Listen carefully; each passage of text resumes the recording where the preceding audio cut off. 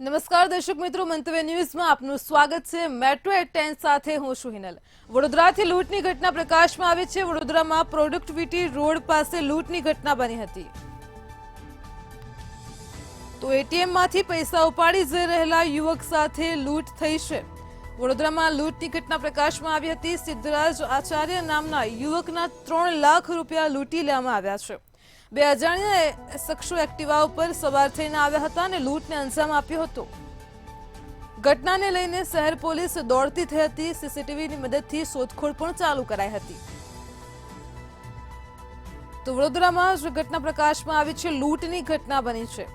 હજુ તો વ્યક્તિ એટીએમમાંથી પૈસા ઉપાડ્યા હતા અને તે દરમિયાન બે અજાણ્યા શખ્સો એક્ટિવા સવાર થઈને આવીને લૂંટની ઘટનાને અંજામ આપ્યો હતો। તો સિદ્ધરાજ આચાર્ય નામના યુવક સાથે લૂંટની ઘટના બની છે। 3 લાખ રૂપિયાની લૂંટ ચલાવાઈ છે।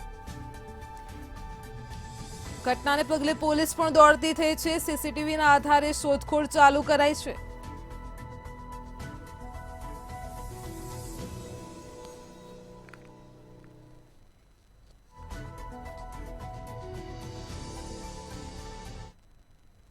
વડોદરા સાંસદ doctor Hemang Joshi national highway પહોંચ્યા હતા। સમાચાર સામે આવ્યા છે વડોદરાથી। વડોદરામાં સુરત સાંસદ doctor Hemang Joshi national highway પહોંચ્યા હતા। જમવા બ્રિજ પર ટ્રાફિક જામને લઈને સાંસદે સ્થળની મુલાકાત લીધી હતી। તો જમવા બ્રિજ પર ખાડા પડવાથી વાહન ચાલકો હેરાન પરેશાન થઈ રહ્યા છે। વડોદરા સાંસદે આજરોજ સ્થળ મુલાકાત કરી હતી। એનએચએઆઈના અધિકારીઓને સાથે રાખીને સ્થળ મુલાકાત કરી હતી। તો અધિકારીઓને સમગ્ર પરિસ્થિતિથી સાંસદે વાકેફ કર્યા। સાંસદની મુલાકાત દરમિયાન પણ બ્રિજ પર ટ્રાફિક જામના દ્રશ્યો જોવા મળ્યા હતા। આ બ્રિજ પર ખાડાઓ પણ પડ્યા હતા।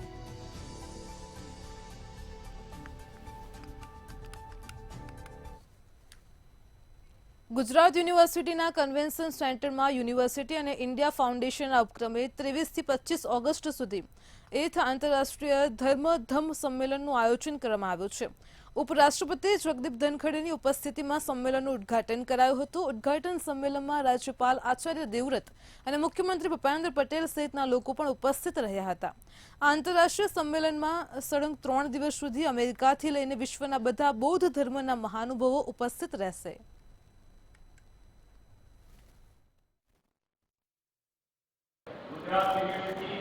विदेशी परिसर खोलने वाली पहली पब्लिक यूनिवर्सिटी है। भारत के बाहर रहने वाले प्रवासी भारतीयों के लिए हमारे दिल में बहुत आदर है।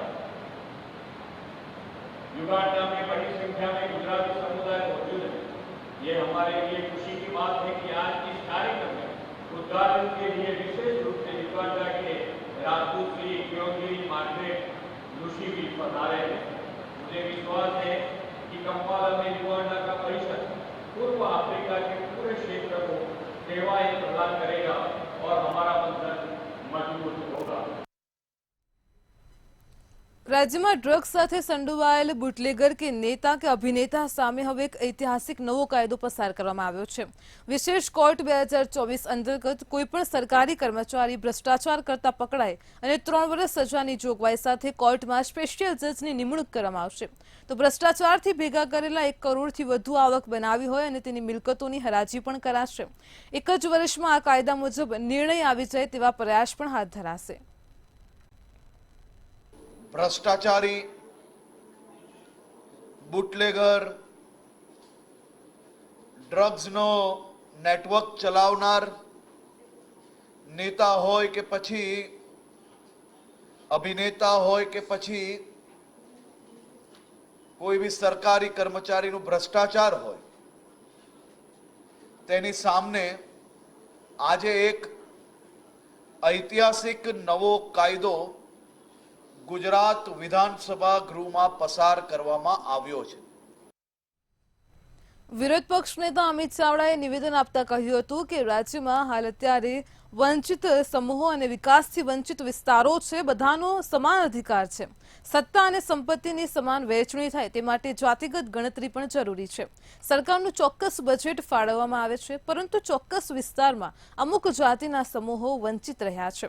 તેની સામે સામાજિક આર્થિક ગણતરી ન થાય તો લોકોને યોજનાનો લાભ નથી મળતો। સરકાર પાસે માંગણી છે કે જાતિ કે સમૂહ કે વર્ગ છે તેની સામાજિક અને આર્થિક ગણતરી કરવામાં આવે તો ચોક્કસ માહિતી મળી શકે. આજે ગુજરાતમાં ઉદ્યોગો હોય, સરકારી કે સહકારી સંસ્થાઓમાં નોકરીઓ હોય, શૈક્ષણિક સંસ્થાઓ હોય કે સંસાધનોની વહેંચણી હોય, આ વંચિત સમૂહોને યોગ્ય સ્થાન કે એનો હિસ્સો મળતો નથી. સરકારનું બજેટ પણ ફળવાય છે, એ પણ ચોક્કસ વર્ગ ને વિસ્તારને પ્રાથમિકતા આપીને ફળવાય છે. એમાં પણ બધાને સમાનતાની રીતે વસ્તીના પ્રમાણમાં એનો હક મળતો નથી. રાજ્ય સરકારે વરસાદના કારણે નુકસાન બદલ 350 કરોડનું સહાય પેકેજ જાહેર કર્યું છે. ત્યારે વિધાનસભા ગૃહ ખાતે જાહેર કરાયેલ અગત્યની બાબત પર ખેડૂતો માટે કૃષિ રાહતની કૃષિમંત્રી રાઘવજી પટેલે જાહેરાત કરી હતી. રાઘવજી પટેલે જણાવ્યું હતું કે ગુજરાતના કેટલાક જિલ્લામાં જુલાઈ 2024 માસ દરમિયાન વરસેલા અનરાધાર વરસાદના પરિણામે ખેડૂતોના ખેતી અને બાગાયતી પાકોને વ્યાપક પ્રમાણમાં નુકસાન થયું છે. આવી વિકટ પરિસ્થિતિમાં જગતના તાતને આર્થિક નુકસાનીમાં સહાયરૂપ થવા મુખ્યમંત્રી ભૂપેન્દ્ર પટેલની મંજૂરીથી રાજ્ય સરકાર દ્વારા ઉદાર હૃદયે ₹350 કરોડની માતબર રકમનું કૃષિ રાહત પેકેજ જાહેર કરવામાં આવ્યું છે. ભારે વરસાદના કારણે ખેતીમાં વાવેલા પાકોને જે નુકસાન થયું તેના માટે ખેડૂતોને જે ખાતર, બિયારણ અને મજૂરીનો જે ખર્ચ થયો એ નિષ્ફળ ગયો, એવા ખેડૂતો ફરીથી વાવેતર કરી શકે એના માટે એને થયેલા નુકસાનીની ઇનપુટ સહાય પેટે રાજ્ય સરકારે આજે એક મહત્વનો નિર્ણય ભૂપેન્દ્રભાઈ પટેલની અધ્યક્ષતામાં મળેલી મિટિંગમાં લીધો છે અને ₹350 કરોડ રૂપિયાનું આવા અતિવૃષ્ટિગ્રસ્ત જિલ્લાઓના ખેડૂતો માટે એક સહાયનું રાહત સહાય પેકેજ જાહેર કર્યું છે. રાજ્યમાં થયેલા પાક નુકસાની સહાય પેકેજ પર કિસાન કોંગ્રેસ ચેરમેન પાલ આંબલિયાની પ્રતિક્રિયા સામે આવી છે. પ્રતિક્રિયા આપતા તેમણે જણાવ્યું છે કે સર્વે પૂરો કર્યા વગર જાહેરાત કરવામાં આવી છે. ઓછામાં ઓછા અંદાજે 1 લાખ કરોડના નુકસાની સામે માત્ર 350 કરોડનું જ પેકેજ જાહેર કરાયું છે.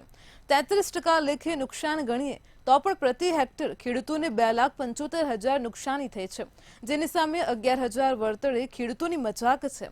જમીન ધોવાણ અંગે તો હજુ સર્વે પણ કરવામાં નથી આવ્યો. જમીન ધોવાણ બાબતે વળતરની કોઈ જાહેરાત પણ કરવામાં નથી આવી. તેમજ ઘેડ વિસ્તાર માટે સ્પેશિયલ પેકેજ આપવામાં આવે. કારણ કે એકલો ઘેડ વિસ્તાર જ એવો છે કે જ્યાં ઓછામાં ઓછું 1 લાખ કરોડનું અંદાજિત નુકસાન છે.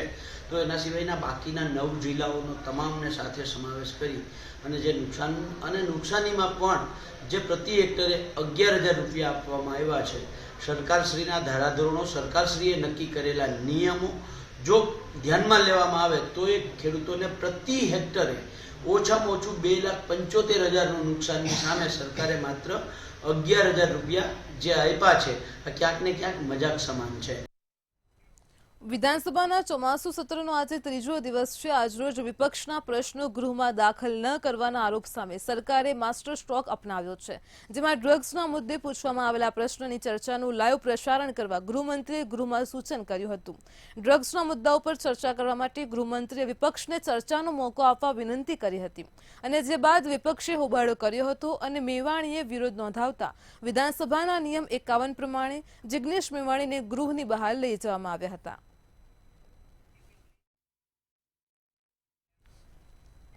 અમદાવાદ મ્યુનિસિપલ કોર્પોરેશનના ફાયર બ્રિગેડ વિભાગમાં બોગસ સ્પોન્સરશિપ લઈને નાગપુરની નેશનલ ફાયર સર્વિસ કોલેજમાં પ્રવેશ મેળવી અને તેના પ્રમાણપત્રના આધારે નોકરી મેળવનાર 3 ડેપ્યુટી ફાયર ઓફિસરો સહિત કુલ 9 જેટલા અધિકારીઓને મ્યુનિસિપલ કમિશનરે તમામ અધિકારીઓને નોકરીમાંથી કાઢી મૂકવા માટેનો ઓર્ડર કર્યો હતો. તો ફાયર અધિકારીઓને બોગસ સ્પોન્સરશિપથી પ્રમાણપત્ર મેળવી ભરતી મામલે મ્યુનિસિપલ કોર્પોરેશનના આઈઆર વિભાગ દ્વારા ફાઇનલ શોકેઝ નોટિસ પણ પાઠવવામાં આવી હતી.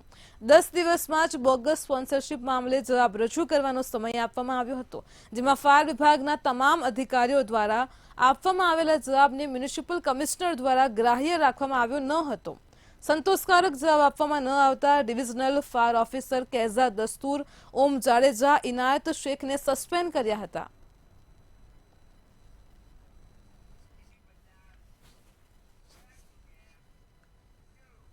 સુરત જિલ્લાના અંત્રોલી ગામે કડોદરા પોલીસ સ્ટેશનના વાર્ષિક ઇન્સ્પેક્શન નિમિત્તે સુરત જિલ્લા પોલીસ વડાએ લોક દરબાર યોજ્યો હતો. આ લોક દરબાર સુરત જિલ્લા પોલીસ વડા હિતેશ જોયસરના અધ્યક્ષતાના સ્થાને યોજાયો હતો, જેમાં કડોદરા, ચલથાણ, તાતીથૈયા અને વરેલી ગામના અગ્રણી તેમજ ગ્રામજનો ઉપસ્થિત રહ્યા હતા. ટ્રાફિક બાબતે અને ઔદ્યોગિક વિસ્તાર હોય સવારના કામે જઈ અને સાંજે જ્યારે શિફ્ટ છૂટી થાય ત્યારે ટ્રાફિકને કોઈ અડચણ ના થાય, નાના મોટા ઝઘડાઓને નિવારી શકાય એ બાબતે પણ ચર્ચા કરવામાં આવેલી. વિસ્તાર વસ્તીની ગીચતા ધરાવે છે અને નાના નાના બાળકો અને બાળાઓ વિરુદ્ધમાં થતા ગંભીર ગુનાઓને અટકાવવા માટે તમામ પંચાયતોમાં જાગૃતિના કાર્યક્રમો કરવામાં આવે. રાજકોટના આટકોટમાં પ્રાથમિક શાળામાં દુષ્કર્મ મામલે સમાચાર સામે આવ્યા છે. તો રાજકોટથી સમગ્ર ઘટના પ્રકાશમાં આવી છે. શૈક્ષણિક સંકુલમાં યુવતી સાથે દુષ્કર્મનો મામલો સામે આવ્યો છે. આટકોટ શૈક્ષણિક સંકુલમાં યુવતી સાથે દુષ્કર્મની ઘટના પ્રકાશમાં આવી છે. તો સમગ્ર મામલો છે વીરનગરના માજી સરપંચની ઓડિયો ક્લિપ પણ વાયરલ થઈ છે. મોહન રાંદડિયા અને ગજેન્દ્ર રામાણી વચ્ચેનો ઓડિયો વાયરલ થયો છે. તો મોહન રાંદડિયા દુષ્કર્મના આરોપી પરેશ રાંદડિયાનો ભાઈ હોવાનું પણ સામે આવી રહ્યો છે. બંનેની વાતચીતમાં અનેક ઘટસ્ફોટ થયા છે.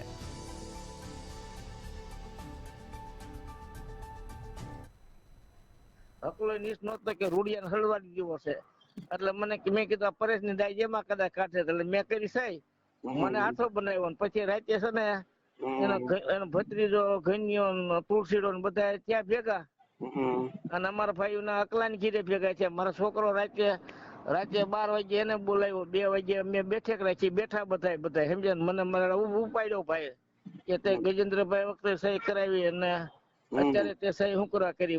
હકલો મારી ડખો કરવા માંડ્યો, એટલે મેં કીધું ભાઈ મારી ભૂલ થઈ ગઈ, મને આવી ખબર નહોતી ને આટલું બધું થાય એમ. અને તું એ હતો કે રૂડિયાને હલવાડવો છે, એટલે મેં કીધું પરેશને હલવાડ્યો, તમે રૂડિયાને હલવાડ્યો, એટલે મેં કીધું મેં સહી કરી, હવે મારી ભૂલ થઈ ગઈ, જે થયું કીધું. પછી એ હારી પર ડકો થઈ ગયો અને પછી અર્જુનભાઈ છે ને ગાયબ, રાતે 4 વાગે ગાયબ થઈ ગયા. સમજાણું? ક્યાં વયા ગયા? રામધાને. પછી ફોન બધા બંધ આવ્યા. સમજ્યા?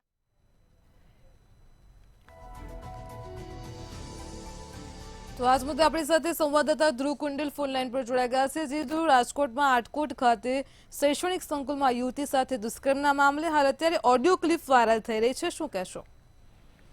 ચોક્કસથી આટકોટ શૈક્ષણિક સંકુલમાં યુવતી સાથેનો દુષ્કર્મના મામલે હાલ અત્યારે સમગ્ર મામલે એક ઓડિયો ક્લિપ છે તે વાયરલ થઈ છે. વીરનગરના માજી સરપંચનો ઓડિયો ક્લિપ વાયરલ થયો છે.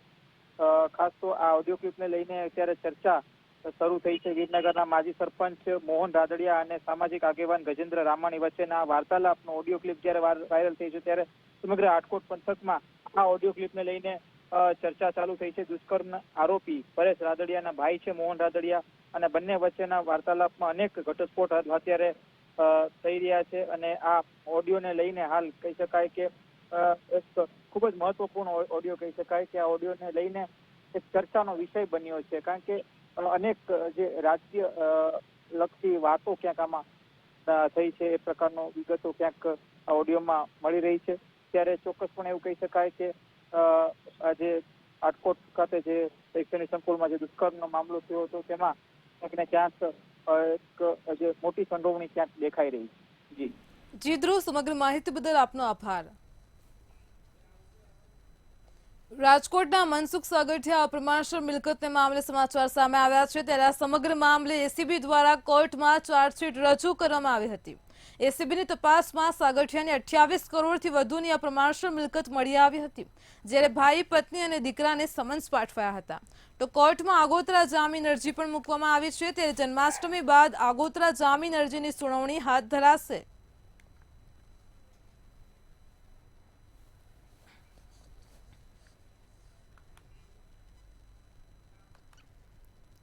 સુરતમાં મહિલાને લગ્ન માટે દબાણ કરતા પાટણના તરુણ સામે પોલીસ ફરિયાદ નોંધાઈ છે. પાટણના તરુણ બ્રહ્મભટ્ટે મહિલાની જાસૂસી કરાવી હતી. એટલું જ નહીં, મહિલા જ્યાં પણ જાય ત્યાંના ફોટોગ્રાફ્સ પણ તરુણ મહિલાને મોકલતો હતો. મહિલા તાબે નહીં થતા તરુણ બ્રહ્મભટ્ટે મહિલાના સગા સંબંધીઓને પણ ફોટો અને ચારિત્ર્ય અંગેના મેસેજ કર્યા હતા. તો તરુણ બ્રહ્મભટ્ટ વિરુદ્ધ કતારગામ સિંગણપુર પોલીસ સ્ટેશનમાં કુલ 3 ફરિયાદો નોંધાઈ હતી. और अगर मैं बातचीत नहीं करती थी तो मेरे घर पे पुलिस भेजते थे 100 नंबर से कि तात्कालिक जाइए आप वहां से वो फोन चालू करिए ऐसे वैसे. मेरे बच्चों की ऑफिस पे मेरा बड़ा बेटा 22 साल का है, वो सूरत में जॉब ही करता है हीरे में, वहां भी उसने पुलिस भिजवाई. मेरे सगों के यहाँ पुलिस भराई और गांधीनगर से राठौड़ बोलता हूँ PM राठौड़ करके और ऐसे करके सारे अलग अलग नेताओं के नाम लेके वो सबको डराता है और धमकाता है कि अगर आपने शादी नहीं की मेरे साथ तो मैं आपके सगों का ये कर दूंगा. मेरा भाई और मेरे भाभी लंदन रहते, उनका वीजा कैंसिल कराऊंगा, ड्रग के केस में फंसाऊंगा, यहाँ तक की सारी धमकियां उसने मुझे दी है. રાજકોટ લોકમેળાને લઈને પ્રથમ વખત NDRF ટીમ પહોંચી હતી. લોકમેળામાં ઇમરજન્સી માટે NDRFની ટીમ તૈનાત કરાઈ છે. વડોદરા NDRFની એક ટીમ લોકમેળામાં હાજર રહેશે. જરૂરી સાધનો સાથે NDRFની ટીમ પ્રથમ વખત લોકમેળામાં પહોંચી હતી. जो कि राजकोट डिस्ट्रिक्ट में मेले ड्यूटी के लिए तैनात किया गया है, जो कि ये मेला हर साल कृष्ण जन्माष्टमी के उत्सव पर यहाँ मनाया जाता है. इसमें बताया जाता है कि यहाँ बहुत भीड़ आती है. इसी के दौरान क्या है, NDRF की एक टीम को यहाँ पहले से डिप्लॉयमेंट किया गया है. यदि इस मेले के दौरान यदि कोई ऐसा हादसा होता है या किसी प्रकार का भी डिजास्टर घटता है तो हमारी टीम उससे निपटने के लिए यहाँ तत्पर है. और हमारी टीम में जितने भी रेस्क्यूअर हैं वो सभी क्या है, ट्रेन सोल्जर हैं. यदि किसी प्रकार की कोई भी आपदा आती है तो यहाँ उस आपदा से निपटने के लिए हमेशा हमारी टीम तैयार है. ગોંડલના ગણેશ જાડેજાની મુશ્કેલીમાં દિવસે ને દિવસે વધારો થતો જઈ રહ્યો છે. ગણેશ ગોંડલને લઈને આજે સેશન્સ કોર્ટ દ્વારા ચુકાદો આપવામાં આવવાનો હતો, પરંતુ આજે ફરી એકવાર કોર્ટમાં સુનાવણી ટળી હતી અને ત્યારે હવે આગામી તારીખ 27ના રોજ કોર્ટ નિર્ણય આપી શકે છે, જેને લઈને ગણેશ જાડેજાને તહેવારો જેલમાં જ મનાવવા પડશે.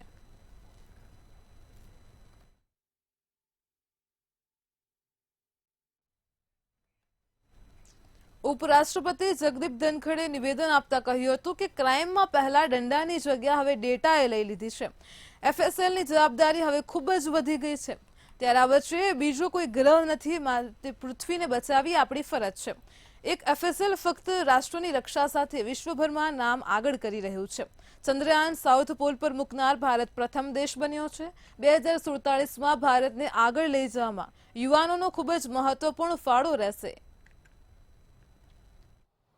And as the Prime Minister, a son of the soil, making us proud at global level, what did he reflect? This is transformation from danda to data. And you are an important source of that data, Honorable Vice Chancellor. Ahmedabad Bagodara highway ઉપર 6 લેનનું કામ શરૂ છે. અનેક ગામડાઓ પર પુલ બનાવવામાં આવ્યા છે, જેમાં બગોદરા હાઈવે ઉપર તારાપુર ચોકડી પાસે પણ પુલ બનાવવામાં આવ્યો છે. હજુ તો હાઈવે પર 6 લેન અને પુલો બનાવવાનું કામ ચાલુ છે. ત્યારે બગોદરા હાઈવે ઉપર લગાવેલી સ્ટ્રીટ લાઇટમાં આગ લાગતા જ કામગીરી પર સવાલો ઉઠ્યા છે. જોકે શોર્ટ સર્કિટના કારણે આગ લાગી અને કોઈ જાનહાનિ થાય તો જવાબદાર કોણ, તેવા અનેક સવાલો ઊભા થઈ રહ્યા છે.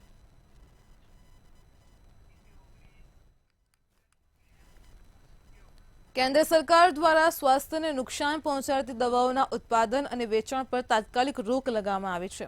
156 જેટલી ફિક્સ્ડ ડોઝ કોમ્બિનેશન દવાઓ પર તાત્કાલિક રોક લગાવી દેવાનો નિર્ણય કરવામાં આવ્યો છે, જેમાં એન્ટીબાયોટિક્સ, પેઇન કિલર્સ, મલ્ટીવિટામિન્સની દવાઓ તેમજ તાવ અને હાઈ બ્લડ પ્રેશરની દવાઓ પણ સામેલ છે. જોકે હાલ અમદાવાદમાં આ બધી દવાઓનો મોટો જથ્થો કેમિસ્ટો પાસે હોવાથી આ દવાઓ વેચાઈ રહી છે, પરંતુ હવેથી આ દવાઓનું નવું ઉત્પાદન નહીં થાય. આપણા શરીરમાં જે થેરાપી હોય એમાં કેટલીક ઇરેશનલ ડ્રગ છે કે જે કોમ્બિનેશનો બનાવી અને માનવ શરીરને ખૂબ નુકસાન કરતા હોય છે. એની ઉપર બહુ મોટો રોક લગાવ્યો છે, જેમાં ચામડીમાં બનતી, માથાના વાળ માટે વપરાતી મિનોક્સિડિલથી લઈ તાવ માટે વપરાતી એસેફેનિક વિથ પેરાસિટામોલ, આ બધી દવાઓ ઉપર કંટ્રોલ કર્યો છે. પણ ઘણા ઇન્જેક્શન, મેફેનિક એસિડ અને પેરાસિટામોલ ઇન્જેક્શન બંધ કરાવ્યું, સિરપ ચાલુ છે. તો આ બધી જ વસ્તુઓની અંદર ટોટલ બાન તો બધું જ બાન કરી દેવું જોઈએ. ચોક્કસ પેશન્ટ માટે થોડું મોંઘું થશે, કારણ કે અલગ અલગ દવાઓ લેવી પડશે.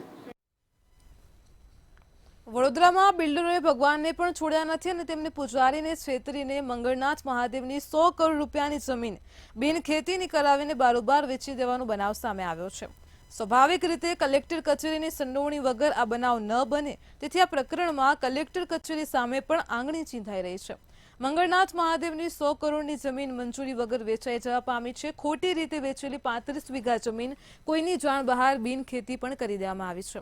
ત્યારે ચેરિટી કમિશનરની મંજૂરી વગર જમીનનો દસ્તાવેજ પણ કરી દેવામાં આવ્યો હતો। આ સમગ્ર બાબતે મંદિરના પૂજારીએ વારંવાર કલેક્ટરને રજૂઆત કરી હતી, તેમ છતાં પણ કલેક્ટર દ્વારા આંખ આડા કાન કરવામાં આવ્યા હતા। વડોદરા કલેક્ટર કચેરીમાં અસુરોનું રાજ।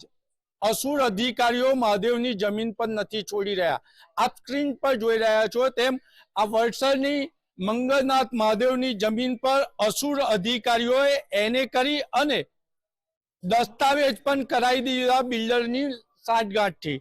એટલે કહી શકાય કે વડોદરા કલેક્ટર કચેરીમાં અસુરોનું રાજ છે અને જે ટ્રસ્ટી છે, જે મંગળનાથ મહાદેવની પૂજા કરે છે, એમને ગરીબાઈમાં જીવવું પડે છે અને માલે તુજાર ભ્રષ્ટ વાઘેલા બંધુઓ જનમહેલમાં રહેતા થઈ ગયા। આપણી સાથે ટ્રસ્ટી છે, એમને પૂછીશું, શું કહો છો?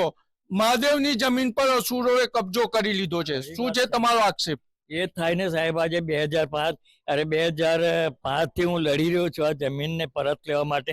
આ ટ્રસ્ટની જમીન છે, અમે પરમિશન નથી આપ્યું, ચેરિટી કમિશનરે પરમિશન નથી આપ્યું અને ડાયરેક્ટ એને થઈ ગયો અને બીજાને વેચી નાખી છે। એ બધું બધું સરકારી અધિકારીઓ જાણે। આજે મને તો શું ખબર, અમે તો વેચી નથી કે કશું નથી, પણ ડાયરેક્ટ જ આ લોકોએ વેચી નાખી। આપ મંદિરના ટ્રસ્ટી છો, મહત્વની બાબત છે। ધારાસભ્ય કોર્પોરેટરોને આ બાબતે જાણ કરી છે ખરી? બધાને ખબર જ છે ધારાસભ્ય। હવે ના, એ તો બહુ અમે ખાસ નથી ખબર આપી, અમારી કોર્ટોમાં ચાલુ છે। ધારાસભ્ય કે એમાં કોઈને અમે ખબર નથી આપી। અને પોલીસ તમને રક્ષણ આપી રહી છે ખરી? ના ના, રક્ષણ તો હવે અમે ફરિયાદ આપવા જઈએ છીએ તો બોલે તમારે કાગળો ડોક્યુમેન્ટ લાવો, કે તમે આપણા મનાઈ હુકમનો ઓર્ડર લાવો, પણ આજ સુધી અમને મનાઈ હુકમ ઠેઠ અમદાવાદ હાઈકોર્ટ ગયા, મનાઈ હુકમ બી અમારો પેન્ડિંગ પડ્યો છે, એ બી અમને મળવા દેતા નથી। એટલે મંગળનાથ મહાદેવના ટ્રસ્ટીઓને હેરાનગતિ છે। તત્કાલીન મુખ્યમંત્રી વિજય રૂપાણી કહી રહ્યા છે કે મહેસૂલ મંત્રાલય એ સરકાર માટે સૂર બની ચૂક્યું છે। CR પાટીલ પણ કહી ચૂક્યા છે। તો આ CR પાટીલ, વિજય રૂપાણી, ભૂપેન્દ્રભાઈ પટેલને ના ગાંઠતા એવા અધિકારી સામે પગલા કોણ લેશે તે પણ મોટો સવાલ છે। કેમેરામેન કેતન સિંધે સાથે નિલેશ બ્રહ્મભટ્ટ, મંતવ્ય ન્યૂઝ, વડોદરા। અમદાવાદમાં એએમસી દ્વારા સંચાલિત હોસ્પિટલોમાં હવેથી નવી વિઝિટર પોલિસી લાગુ થશે, જેમાં દર્દીઓને સાંજે 4 થી 6 વાગ્યા સુધીના સમયગાળામાં મળવાની છૂટ આપવામાં આવશે। ઓપીડીમાં તેમજ ઇમરજન્સીમાં દર્દીઓ સાથે 2 વ્યક્તિ રહી શકશે। નવી વિઝિટર પોલિસીની જોગવાઈ મુજબ ઇન્ડોર જનરલ વોર્ડમાં દાખલ દર્દી સાથે માત્ર એક જ સગાને રહેવા દેવાશે। નવી વિઝિટર પોલિસીની જોગવાઈનો અમલ એએમસીની હોસ્પિટલમાં આજથી કરી દેવામાં આવ્યો છે। એલજી હોસ્પિટલમાં તો આ પોલિસીનો પણ અમલ ઘણા સમયથી ચાલુ કરાયેલો છે।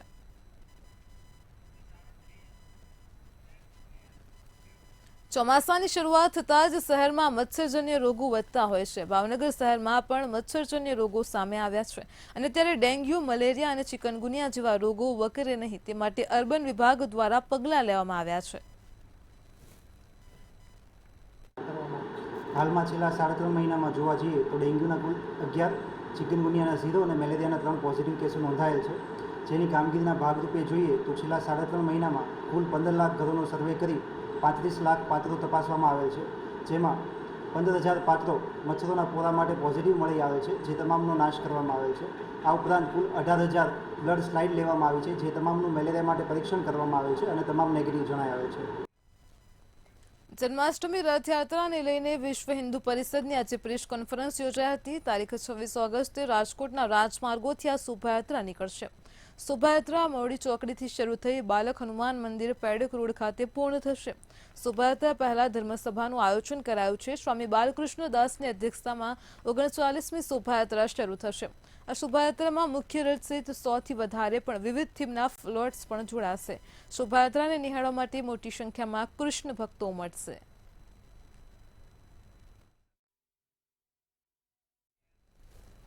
રાજકોટના જેતપુરમાંથી નકલી પોલીસ કર્મચારી ઝડપાયો છે. પૃથ્વીરાજ ખુમાણે નકલી પોલીસ કર્મચારી બનીને રાહુલ વાઢોડિયા નામના યુવાનને ધમકી આપી હતી. આરોપીએ યુવાનને જેતપુર પીઆઈના રાઇટર તેમજ પીઆઈની ખોટી ઓળખ આપી હતી તેમજ આરોપીને ઉછીના 15,000 રૂપિયા આપવા ન પડે તે માટે તેમણે યુવાનને ધમકાવ્યો હતો. ત્યારે સમગ્ર મામલે પોલીસે આરોપી પૃથ્વીરાજની ધરપકડ કરી વધુ કાર્યવાહી હાથ ધરી છે. જેતપુર સિટીમાં એક ગુનો દાખલ કરવામાં આવ્યો છે, જેમાં એક ઈસમ પૃથ્વી ઉર્ફે પ્રતાપ કુમાર નામના ઈસમે ખોટી પોલીસની ઓળખ આપી અને પોતે પીઆઈના રાઇટર બોલું છું અને સામેવાળો વ્યક્તિ છે તેને ફોન કરીને એવું કીધું કે તારા વિરુદ્ધ વ્યાજનો ગુનો દાખલ થયો છે તો તું જેતપુર સિટી પોલીસ સ્ટેશન આવી જાય. એવો માલુમ પડતા સામેવાળા વ્યક્તિ ઉપર કોઈ ગુનો ન હોય તેમણે પોલીસને જાણ કરતા પોલીસે તેમના મોબાઈલ નંબર ટ્રેસિંગ કરી અને ઈસમને પકડી અને તેમને ધોરણસર અટક કરી અને કાર્યવાહી કરવામાં આવી. મેટ્રો 10 માં હાલ આટલું જ. વધુ સમાચાર માટે જોડાયેલા રહો મંતવ્ય ન્યૂઝ સાથે. નમસ્કાર.